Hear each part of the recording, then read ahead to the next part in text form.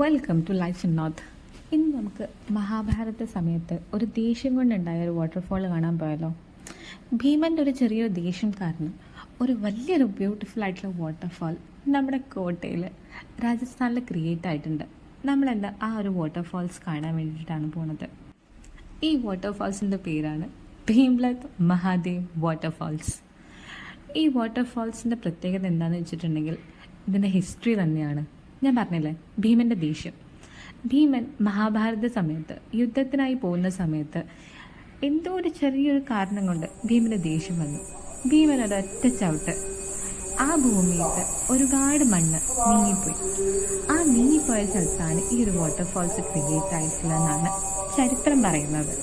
ഇത് എത്രമാത്രം സത്യമുണ്ട് തെറ്റുണ്ടെന്നൊന്നും അറിയില്ല. പക്ഷെ ഈ വാട്ടർഫാൾസിൻ്റെ കഥ കേൾക്കാൻ എന്താണെങ്കിലും നല്ല രസമുണ്ടല്ലേ.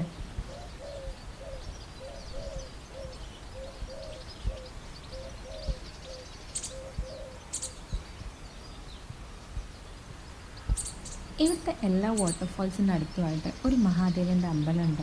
അത് നിങ്ങൾ ശ്രദ്ധിച്ചിട്ടുണ്ടോയെന്ന് അറിയില്ല. ഏതൊരു വാട്ടർഫാളിൻ്റെ അടുത്തേക്ക് പോവുകയാണെങ്കിലും ആദ്യം നമ്മൾ മഹാദേവൻ്റെ അടുത്ത് നിന്ന് അനുഗ്രഹം വാങ്ങിച്ചിട്ടാണ് ഈ ഒരു വാട്ടർഫാൾസിൻ്റെ അടുത്തേക്ക് പോകാനുള്ളത്. അതേപോലെ തന്നെയാണ് ഇവിടെ ഞങ്ങൾ മഹാദേവനെ കണ്ട് ആശീർവാദം നേടി ഇതാ ഭീംലത് വാട്ടർഫാൾസിലേക്ക് പോവുകയാണ്. നല്ല ഉണ്ടക്കല്ലുകളൊക്കെയാണ് കേട്ടോ ഇവിടെ ഉള്ളത്. അതുകൊണ്ട് തന്നെ സൂക്ഷിച്ച് നടക്കാൻ പറ്റുള്ളൂ.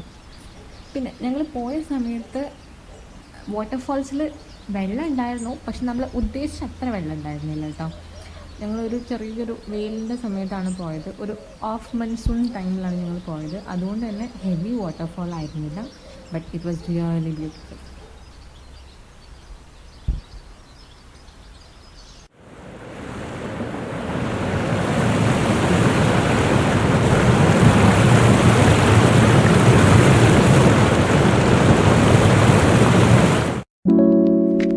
Once again, welcome to Bhimlat Mahadev Waterfalls. ഇത് ദിവബേബിയുടെ ആദ്യത്തെ വാട്ടർഫാൾ എക്സ്പീരിയൻസ് ആണ്.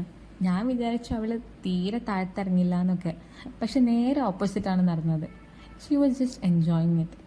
അവൾ അവിടെ ഇറങ്ങി കളിച്ചു. കുറേ നേരം ആ വെള്ളത്തിൽ അങ്ങോട്ടും ഇങ്ങോട്ടും ഈ തിരകളൊക്കെ ഇങ്ങനെ പോകുന്നില്ലേ, അതൊക്കെ കണ്ട് കുറേ നേരം ആസ്വദിച്ചു.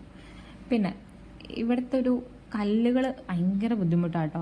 കല്ലുകളായതുകൊണ്ട് തന്നെ എപ്പോഴാണ് കാല് തെന്നുക എന്നുള്ളത് നമുക്ക് തീരെ പറയാൻ പറ്റില്ല. കാരണം 2-3 പ്രാവശ്യം എൻ്റെ കാലിൽ നിന്ന് തെന്നി ഞാൻ വീഴാൻ പോയി. സോ നിങ്ങൾക്ക് മനസ്സിലാക്കാമല്ലോ, സ്മൂത്തായിട്ടുള്ള ചെരുപ്പ് ഇട്ടുകൊണ്ട് വന്നതെന്ന് വിചാരിച്ചിട്ടൊന്നും വലിയ കാര്യമില്ല. നമ്മുടെ ബാലൻസ് എങ്ങനെയാണോ അതേപോലെ ഇരിക്കും നമ്മൾ വീഴുന്നതും വീഴാത്തതും. ഞങ്ങളൊരു ചെറിയൊരു പിക്നിക് പ്ലാനോട് കൂടിയാണ് വന്നത്. അതുകൊണ്ട് തന്നെ ഫുഡും കാര്യങ്ങളൊക്കെ ഞാൻ ക്യാരി ചെയ്തിരുന്നു. ഉപ്മാവ്, അതേപോലെ തന്നെ കുറച്ച് മഷ്റൂം ബിരിയാണി, പിന്നെ ഒരു കറി, സോയാബീൻ വെച്ചിട്ടൊരു ഗ്രേവി ഉണ്ടാക്കിയിരുന്നു. ഞങ്ങൾ മാത്രമല്ല, ഞങ്ങൾ അടുത്ത മീനുകൾക്ക് ഭക്ഷണം കൊടുത്തു കേട്ടോ. അവർ വന്ന് കാലിൽ കുത്തി കുറേ നേരം അതുമായിട്ട് കളിച്ചു.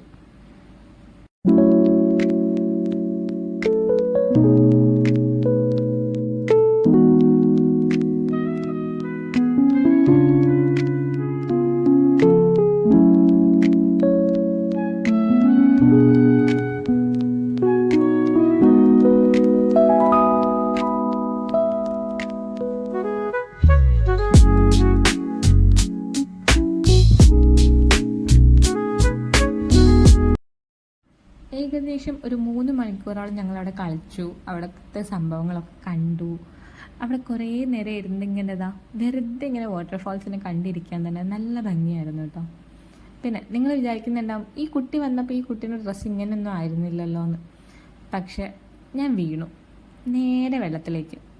പക്ഷെ അതൊരു നല്ലൊരു എക്സ്പീരിയൻസ് ആയിരുന്നു കേട്ടോ. കാല് തെന്നിയതാട്ടോ. കാര്യം പറയുകയാണെങ്കിൽ ജസ്റ്റ് ഒന്ന് കാല് തെന്നി ഞാൻ വെള്ളത്തിലേക്ക് വീണു.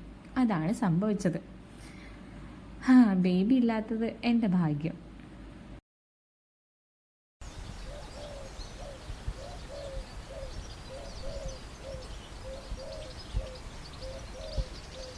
എന്താണെങ്കിലും കുറേ നേരം അവിടെ ഇരുന്ന് എൻജോയ് ചെയ്തതിന് ശേഷം ഞങ്ങൾ ഭീംലത്തിനോട് ടാറ്റാ ബൈ ബൈ പറഞ്ഞ് ഞങ്ങൾ പോവാണ്. ഇനി നല്ലൊരു വീഡിയോ ആയിട്ട് നിങ്ങളുടെ മുന്നിലേക്ക് ഇനിയും വരാം. സോ അതുവരേക്കും ടാറ്റാ ബൈ ബൈ.